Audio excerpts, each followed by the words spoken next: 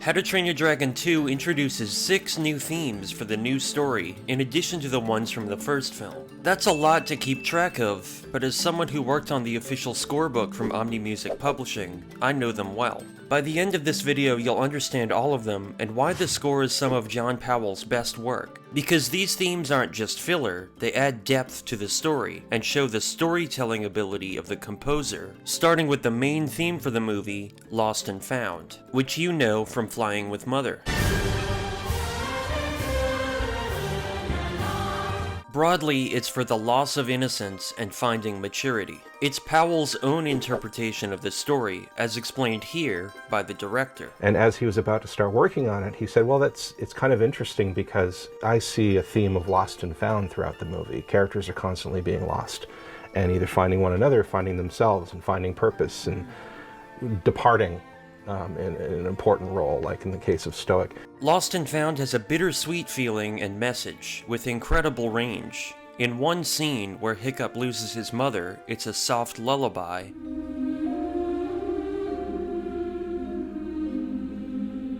Then in full orchestra and choir.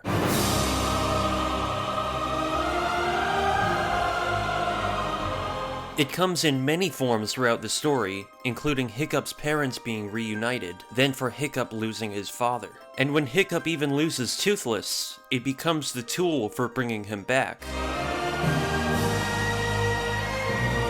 It's a powerful theme that tells the composer's perspective, and it's one of the only themes in the trilogy he brings up in interviews. If you know any theme from the sequels, know this one. For a full analysis of Lost and Found, watch these 2 videos. Or for something less dated, watch this one on how it became a last-minute tool to save this fan-favorite scene from being cut.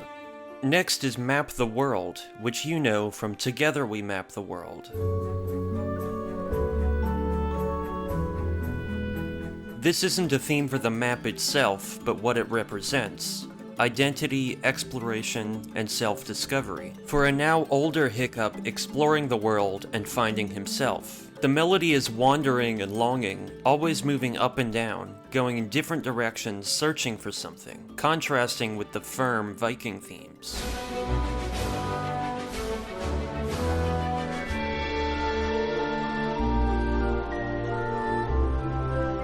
It leads Hiccup to his mother, who has spent years apart and knows the map.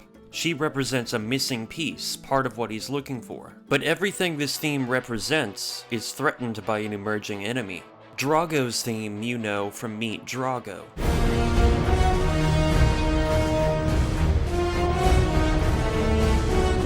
Drago is a conqueror who rules through brute force and intimidation, so his theme has the same power. This is a rare case in the series of a character's theme.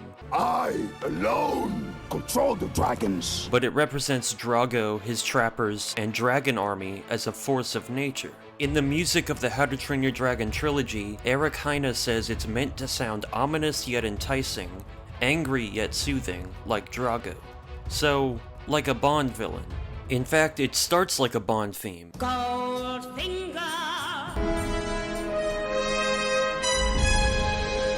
Drago also has a riff of rapid triplets that accentuates his intensity.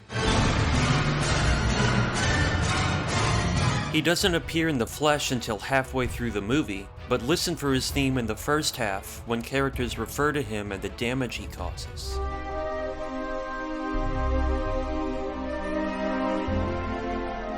And if you never noticed this or anything else, please let me know by commenting and liking the video. The Good Alpha theme you know from Meet the Good Alpha.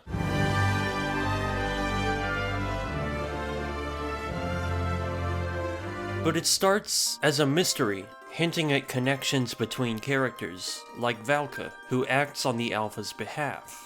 The Alpha seems like an enemy at first, but when he's revealed as an ally, it becomes a regal theme for the King of Dragons. But this isn't a theme for this dragon, it's for the Mantle of Alpha, which Drago's Bewilderbeast claims by killing the good Alpha. So the theme shifts from the good one to the bad one to Toothless.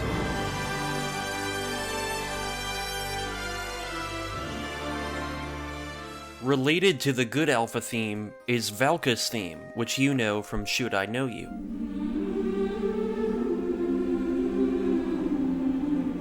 Although it's in the movie about as much as she's in her son's life, this theme represents Valka's isolation. The scorebook points out her theme is harmonically linked to the Good Alpha theme, connecting her more with the dragons than her own people. And while the Alpha's theme is noble and majestic, hers is in a minor key, colder and sad. I know what you're gonna say, Stoic. How could I have done this? Stayed away all of these years, and why didn't I come back to you? Listen for it in its only 3 appearances. Valka's reveal that she's Hiccup's mother, entering the Dragon Sanctuary, answering the question of where she's been, and after a bonding moment when she regrets her absence.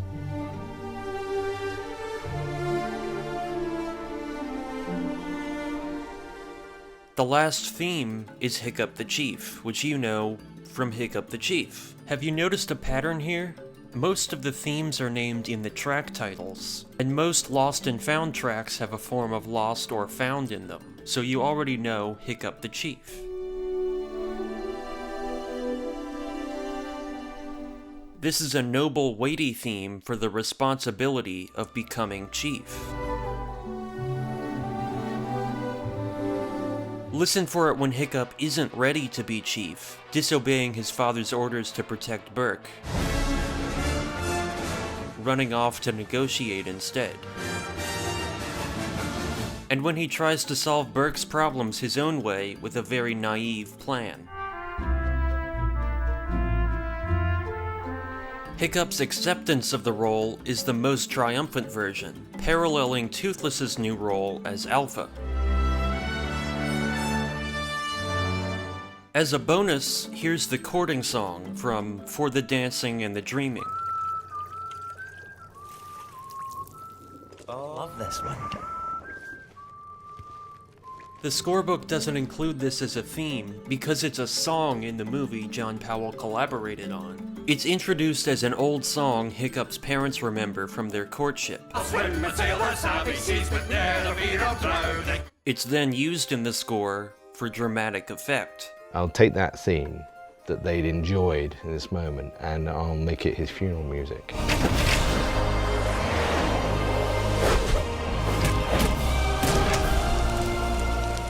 For a full analysis on how that works, see this video.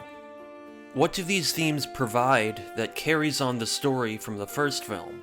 The filmmaker's goal for the movie was to mature the characters. Lost and Found in particular added layers of depth that the director hadn't even planned. It sort of deepened my appreciation of John's value in the mix. He wasn't just going to score my understanding of the film, he was going to bring an alternative perspective to it. Now you have 2/3 of the themes for the series, but the third movie brings several new themes and motifs to complete the trilogy. And I wrote the opening essay and thematic analysis for the third scorebook, so like and subscribe to see that video to complete the trilogy. Thanks for watching.